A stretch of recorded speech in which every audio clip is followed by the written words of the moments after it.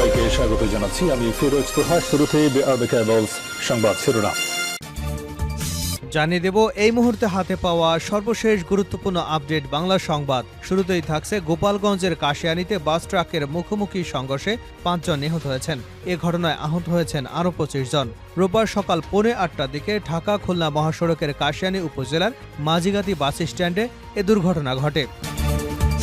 এবারে জানাবো ঢাকা মেডিকেল কলেজে জরুরি বিভাগ সহ সব ধরনের চিকিৎসা সেবা বন্ধ ঘোষণা। চিকিৎসাধীন এক শিক্ষার্থীর মৃত্যু ঘিরে ঢাকা বিশ্ববিদ্যালয় কলেজ হাসপাতালে অপারেশন থিয়েটারে ঢুকে চিকিৎসকদের মারপিটের ঘটনায় কর্মবিরতি পালন করছেন চিকিৎসকরা। রোববার সকাল থেকেই কর্মবিরতি শুরু করেন তারা। এতে করে বন্ধ হয়ে যায় মেডিকেল কলেজে সব ধরনের জরুরি বিভাগ সহ সকল প্রকারের অপারেশন এবং সেবা। ভোগান্তিতে পড়েন চিকিৎসা নিতে আসা সাধারণ রোগীরা। জানাবো জোনায়েদ আহমেদ পলক টুকু সহ 6 জন ফের রিমান্ডে। সাবেক ডাক ও টেলিযোগাযোগ ও তথ্য প্রযুক্তি প্রতিমন্ত্রী জোনায়েদ আহমেদ পলক, সাবেক ডেপুটি স্পিকার শামসুল হক টুকু সহ গ্রেপ্তার 6 জনকে 4 হত্যা মামলায় আবারও রিমান্ড দিয়েছেন আদালত।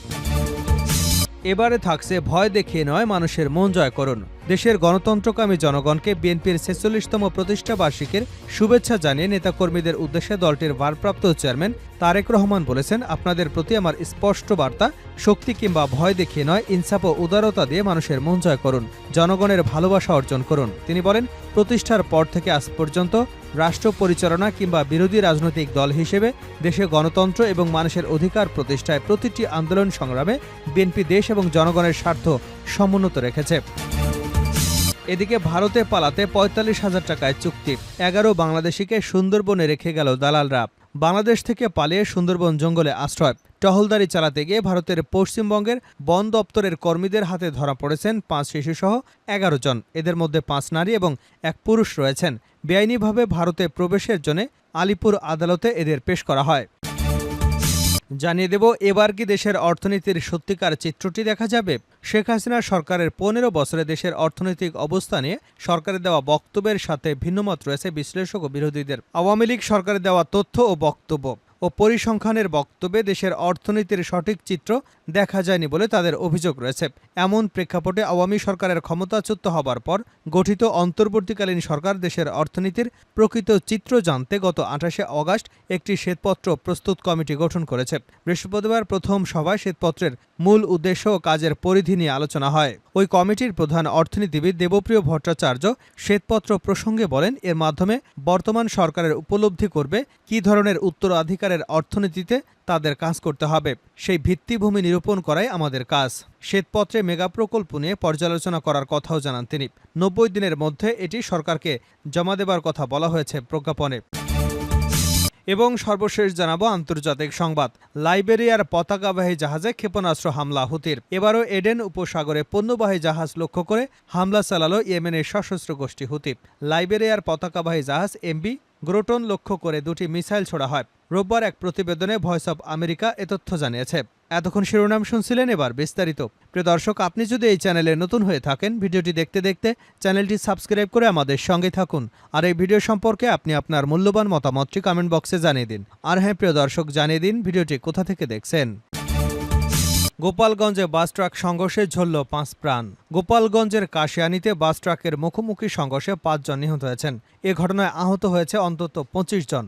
আজ রবিবার সকাল 8:45টার দিকে খুলনা মহাসড়কের কাশিয়ানী উপজেলার মাঝিগাতি বাস স্ট্যান্ড এলাকায় দুর্ঘটনাটি ঘটে।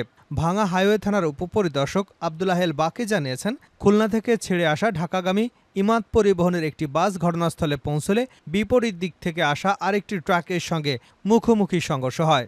এতে ঘটনাস্থলে 5 জন নিহত হয়েছেন। আরও আহত হয়েছেন অন্তত 25 জন। আহতদের মুকসুদপুর ও কাশিয়ানী উপজেলা হাসপাতালে চিকিৎসার জন্য ভর্তি করা হয়েছে। জোনায়েদ আহমেদ পলক টুকু সহ 6 জন আবারও রিমান্ডে। সাবেক ডাক ও টেলিযোগাযোগ ও তথ্য প্রযুক্তি প্রতিমন্ত্রী জোনায়েদ আহমেদ পলক, সাবেক ডেপুটি স্পিকার শামসুল হক টুকু সহ গ্রেপ্তার 6 জনকে 4 হত্যা মামলায় আবারও রিমান্ডে দিয়েছেন আদালত। অন্যরা হলেন সাবেক ক্রীড়া উপমন্ত্রী আরিফ খান জয়, আওয়ামী লীগের সাংগঠনিক সম্পাদক আহমেদ হোসেন, ঢাকা বিশ্ববিদ্যালয় ছাত্রলীগের সাধারণ সম্পাদক তানবীর হাসান সৈকত এবং চট্টগ্রাম বন্দরের সাবেক চেয়ারম্যান অবসরপ্রাপ্ত রিয়ার অ্যাডমিরাল মোহাম্মদ সোহাইল। রোববার সকাল 8:15টার দিকে ঢাকা মহানগরের হাকিম মইনুল ইসলাম এ আদেশ দেন বলে আদালতে কর্মরত একজন উপপরিদর্শক জানিয়েছেন। গত ১৯ জুলাই কোটার সংস্কার আন্দোলনের সময় বাড্ডার সুমন শিকদার ৩১ এবং ঢাকার সূত্রাপুরে শিক্ষার্থী ইকরাম হোসেন কাউসার ও ওমর ফারুকের মৃত্যুর ঘটনায় দায়ের হওয়া দুটি মামলায় পলককে ৬ দিনের রিমান্ড দেওয়া হয়। ভয় দেখিয়ে নয়, মানুষের মন জয় করুন তারেক রহমান। দেশের গণতন্ত্রকামী জনগণকে বিএনপির ৪৬তম প্রতিষ্ঠা বার্ষিকীর শুভেচ্ছা জানিয়ে নেতাকর্মীদের উদ্দেশ্যে দলটির ভারপ্রাপ্ত চেয়ারম্যান তারেক রহমান বলেছেন, আপনাদের প্রতি আমার স্পষ্ট বার্তা, শক্তি কিংবা ভয় দেখিয়ে নয়, ইনসাফ ও উদারতা দিয়ে মানুষের মন জয় করুন, জনগণের ভালোবাসা অর্জন করুন। তিনি বলেন, প্রতিষ্ঠার পর থেকে আজ পর্যন্ত রাষ্ট্র পরিচালনা কিংবা বিরোধী রাজনৈতিক দল হিসেবে দেশে গণতন্ত্র এবং মানুষের অধিকার প্রতিষ্ঠার প্রতিটি আন্দোলন সংগ্রামে বিএনপি দেশ এবং জনগণের স্বার্থ সমুন্নত রেখেছে। এ কারণেই শত প্রতিকূল পরিবেশ পেরিয়েও দেশের গণতন্ত্রকামী জনগণের কাছে স্বাধীনতার ঘোষক দল বিএনপি সবচেয়ে বেশি জনপ্রিয়। এই বিশ্বস্ত রাজনৈতিক প্রতিষ্ঠান, যাদের নেতৃত্বে, যাদের আত্মত্যাগে, শ্রম, ঘাম এবং মেধায় বিএনপি আজ সারা দেশে জনগণের কাছে বিশ্বস্ত প্রতিষ্ঠানে পরিণত হয়েছে। দলের প্রতিষ্ঠা বার্ষিকীর এই শুভ লগ্নে তাদের সবার অবদানকে শ্রদ্ধার সঙ্গে স্মরণ করছে। আজ রোববার এক ভিডিও বার্তায় বিএনপির ভারপ্রাপ্ত চেয়ারম্যান বলেন, দেশে বর্তমান ইতিহাসে এক সন্ধিক্ষণে এসে দাঁড়িয়েছে। ছাত্র জনতার আকাঙ্ক্ষার বৈষম্যহীন বাংলাদেশ গড়ার কঠিন এক চ্যালেঞ্জের মুখে অন্তর্বর্তীকালীন সরকার। হাজারো শহীদের আত্মত্যাগ আর অসংখ্য ছাত্র জনতা নিদারুণ যন্ত্রণার পরিস্থিতির মধ্য দিয়ে গত ৫ই অগাস্ট দেশ স্বৈরাচার মুক্ত হয়েছে। তবে গণ অভ্যুত্থানের সাফল্য এবং সম্ভাবনা নস্যাৎ করে দিতে স্বৈরাচারের দোসররা এখনও ষড়যন্ত্র অব্যাহত রেখেছে।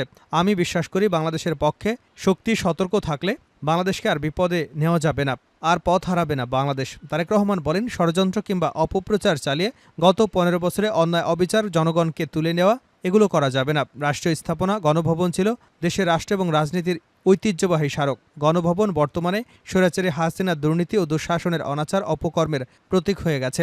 ইতিমধ্যেই বিভিন্ন মহল থেকে এই গণভবনকে গুম, খুন, অপহরণ এবং গণহত্যার মিউজিয়াম হিসেবে প্রতিষ্ঠার দাবি উঠেছে। ২০০৯ সালে পিলখানায় গণহত্যা, ২০১৩ সালে শাপলা চত্বরে গণহত্যা, ২০১২, ১৪, ১৫ এবং ১৮ ও ২২ ও ২৩ সালে গণতন্ত্র পুনরুদ্ধার আন্দোলনের সময় গুম ও বিচার বহির্ভূত হত্যাকাণ্ড, ২০১৮ সালের কোটা বিরোধী নিরাপদ সড়ক আন্দোলন, ২০২৪ সালের গণ অভ্যুত্থানে শহীদ এবং গুম হওয়া ব্যক্তিদের স্মৃতিগুলো এই মিউজিয়ামে সংরক্ষিত থাকবে। অবৈধ ক্ষমতায় থাকার জন্য বাংলাদেশে আর কোনো শাসক যাতে স্বৈরাচারী হাসিনার মতো বর্বরচিত পথে অনুসরণ করতে না পারে, ভবিষ্যৎ প্রজন্মের কাছে এই মিউজিয়ামের সেই বার্তায় বহন করবে। তিনি আরও বলেন, অন্তর্বর্তীকালীন সরকার যখন গণঅভ্যুত্থানের আকাঙ্ক্ষা বাস্তবায়নের পথে রয়েছে, এমন সময় হঠাৎ করেই চাপিয়ে দেওয়া বন্যা পরিস্থিতিতে দেশের পূর্বাঞ্চলে বিস্তৃত অঞ্চল গ্রাস করে নিয়েছে। বন্যার করাল গ্রাসে প্রায় ১ কোটি মানুষ কম বেশি ক্ষতিগ্রস্ত হয়েছেন, অনেক মানুষ মারা গেছেন, বিনষ্ট হয়েছে বহু সম্পদ।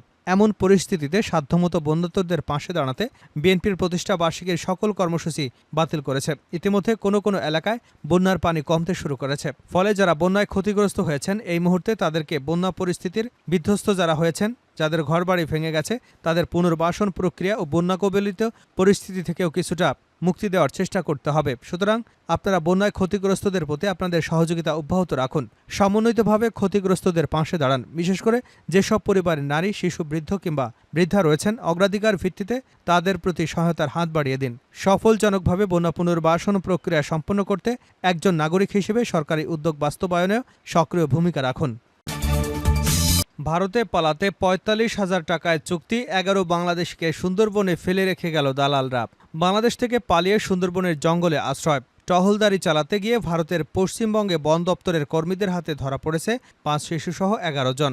এদের মধ্যে ৫ নারী এবং ১ পুরুষ রয়েছেন। বেআইনিভাবে ভারতে প্রবেশের জন্য আলিপুর আদালতে এদের পেশ করা হয়। জানা গেছে, এদের সকলের বাড়ি বাংলাদেশের খুলনায়। সাবেক প্রধানমন্ত্রী শেখ হাসিনা দেশ ছেড়ে পালিয়ে যাবার পর তারা ভারতে পালানোর সিদ্ধান্ত নেন। অভিযোগ করে তারা জানান, পরিস্থিতি এমন জায়গায় পৌঁছায় যে দেশ ছাড়তে বাধ্য হন তারা। ভারতে আসতে চেয়ে এক দালালের শরণাপন্ন হন তারা। গ্রেপ্তার হওয়া এক বাংলাদেশি মহিলার অভিযোগ, দালালের সাথে ৪৫,০০০ টাকায় চুক্তি হয়, কিন্তু এপারে নিয়ে এসে দালাল তাদের জঙ্গলে ফেলে দিয়ে পালিয়ে যায়। শেষ পর্যন্ত টহলদারির সময় বন অধিদপ্তরের কর্মীদের নজরে পড়েন তারা। তাদের সকলকেই সুন্দরবন কোস্টাল থানার পুলিশের হাতে তুলে দেওয়া হয়। তাদের মধ্যে একজন পুরুষ ব্যক্তিকে হেফাজতে নিয়ে জিজ্ঞাসাবাদ করতে চাইছে পুলিশ।